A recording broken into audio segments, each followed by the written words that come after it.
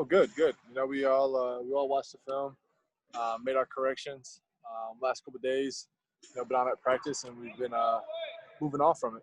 I feel like I said, after the game, we got a good group of vets on this team and young guys that follow suit. So, I think everybody knows how important this next game is, and you can't let that last loss linger around too long. Certainly the last loss is the most fresh, but I think at least statistically, the numbers show that you guys defensively aren't playing like we've seen in the past. Can you put a finger as to why that has been this early portion of the year? I guess I can't point a finger exactly. I know, we're not playing team defense. That's for sure. Whether there's 10 guys doing everything right and that one person that slips up, offense is finding it. So we gotta continue to work and practice with team defense and then translate that onto the field. Simple as that. And I feel like in years past when we've done that, we played some pretty good defense. Thanks, Micah. Yeah, thank you. Hey, Micah, Dan Fates in Rochester. I know you guys have been impressed with what Josh Allen can do and seeing how he has played so far this season. When you watch the film on Patrick Mahomes, does your jaw kind of hit the floor sometimes? Oh, of course. He makes amazing throws. The way he buys time, in the pocket, I was fortunate enough to play with a guy like Aaron Rodgers that when stuff breaks down, you're able to buy time, get your receivers open. That's definitely what Mahomes does. Obviously he's getting a lot of deserved credit for being the general of that offense because he just makes stuff work. Throws back across his body, which, a high school kid, you're watching it, the coach is telling you do not do that, but he does it, and they complete the passes. And, when guys are covered 50 yards down the field, they got enough speed on that team he still throws the football, and those guys break away and then come down with the football. So, it's definitely jaw-dropping that he's able to do. But at the same time, I think that if we could continue to play, team defense like we practice, I think we'll be fine. Thanks, Micah. Of course. What's up, Micah? Just watching the tape back from their last game against the Raiders, and you watch a couple of these plays, and the one specifically that jumped out was the Tyreek Hill long ball. As a guy that's back there and has to deal with that, what's it like going into a game like this, knowing that on any given play, they can attack you down the field? There's only a handful of quarterbacks in the league that really present this kind of problem. Yeah. Like I said, there's a few quarterbacks in the league that definitely present that strong arm. We play against one every single day, and Josh Allen, and knowing that if you're 40 yards down the field and you're on top of a guy, it doesn't matter. He's still able to throw it 60 yards and on his back foot and get it out there. So it's tough. You got to know at any given play where the speed guys are, where 10 is, where 17 is. Obviously, you always got to know where 87 is, just because he's a threat regardless. Not really, vertical down the field running 4-3, but you always got to know where those guys are because they can take the top off at any time. And Mahomes is able to get it to him. So, if I'm back in the middle, if you see me on film or on the TV and you don't see me on the TV and I'm 60 yards back, you know why. Do you have a little bit of an advantage? And I know it's. This is a Super Bowl MVP, Super Bowl champions, but in the sense that a lot of guys that you go up against, like, the Patriots and some of these other teams, they see you guys a lot. They see you prepare for you every year. This is the first time that Patrick Mahomes is going to go up against you guys. So do you have an advantage in that sense? I wish. I wish we had an advantage going into this game because of that. I don't think so. I feel like the guy's a special talent. And I feel like he's able to get stuff done each and every game. So we got to go out there and we got to prepare. I don't think it's an advantage for us. I think that we just got to go out there and take away their weapons and try to force him to get out the pocket and or keep him in the pocket and try to get some pressure on him. Thanks, Micah. Hey, Mike, I actually had the same exact question that Matt just asked. I think it was like the third or fourth play against the Raiders, and Eric Harris was the single safety deep that actually got called back by penalty. But it wasn't like he was in a bad position, but, he was a single safety.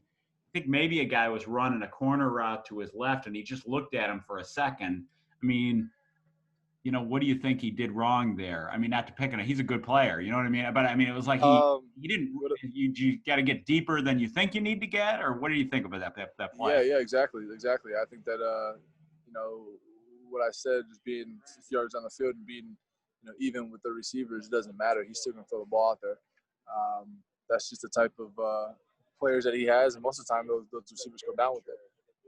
On that play, I guess, you know, a good ball beats great defense. I guess that's all I can really say. You know, I want to say that, you know, Harris was in a great position, but, you know, at the end of the day, they came down with the ball, so it's kind of one of those things. But, you know, just he's a special talent. Like I said, the receivers are special talents, and you got to be the deepest of the deepest, and, you know, hopefully come down with football. Thank you. Hey, Micah, it's Kim Jones from NFL Network. Can you hear me okay? Yes, I can. Sorry I don't get to actually see you this year. I'm curious, when you say, like, you know, 10 guys can do the right thing, one guy does the wrong thing, and I understand that concept, but do you know what is wrong with your defense? Because I would think it would be really confounding if you threw up your hands and said, like, I have no idea how to fix this. So do you guys feel like you know how to fix it?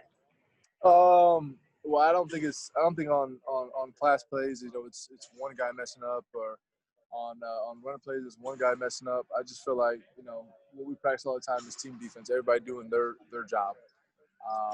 And you can't pinpoint one thing that's wrong with our defense, because, you know, honestly, we haven't been playing well. You can talk about pass game, talk about run game, that we just haven't been playing well. So, but you know, in practice, we come together and we do what we got to do. So we just got to translate that into the game.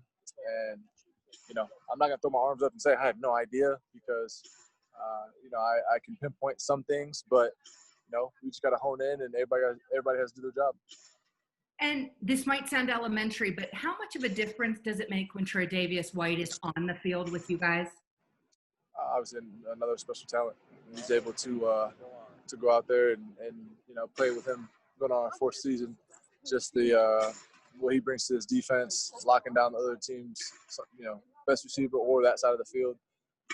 You know, he does a lot for us, and, you know, just his ball instincts, his intelligence as a football player, you know, just, you know, everything. So Tre'Davious is a special talent, and whenever he's out on the field with us, we know he's going to make a play.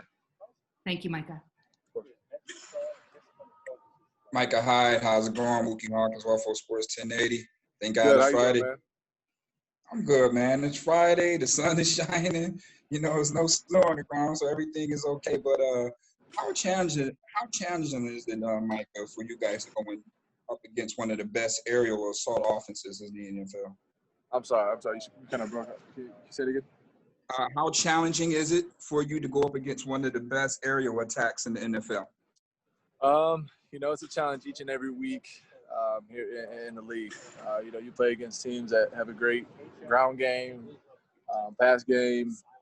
You know, each and every week you're playing an elite quarterback or elite receiver, elite running back. That's just what this league is about. And if you don't bring your A game each and every week, you get embarrassed. You know, Tuesday night you saw it from us. So, you know, one of the best air attacks. They got a track team out there that's just running. Great tight end and Kelsey. You know, picked up a rookie running back that's a beast. You know, if you had to dial up a team on Madden, I think this might be it. So you got to understand at any given time, you know, someone can take the top off, and you can't give them explosive plays, and just play team defense. And what are your expectations bouncing, you know, coming off, you know, the L against Tennessee? What type of game are you expecting on Monday? What type of game am I expecting? You know, I can't really answer that question. I just want to win. I just want to win. Get back in the win column. Anything we can do to win. Obviously, we don't want it to be a 100 to 90 score. You know, we want our defense to play well and our offense score a lot of points. But at the end of the day, we just want to win. Absolutely, man. Good luck on Monday, man. Thank you. Hey, Micah, it's Jay with the Buffalo News. How you doing, man? What's up, Jay? Not too much. I just want to get your impressions on a couple of guys. Firstly, Cam Lewis getting his first start the other night. I think it might have been your first defensive play. I think he made a tackle on Derrick Henry, kind of a pretty sort of a welcome to the NFL moment there, having to bring a guy like that down on your first play. What'd you think about how he did the other night? I was happy for him. I also happy for Cam. He's putting a lot of work around here. We joke around with him and say he's a Buffalo guy. He's from Buffalo just because went to college here and stuff. But he's just hard nosed, blue collar guy. From Detroit, and just comes to work every day. Doesn't make the same mistake twice, like I said last week. And I was happy for him to see him go out there last week and make some big plays for us. He does a lot in practice, and to translate into the game field is important.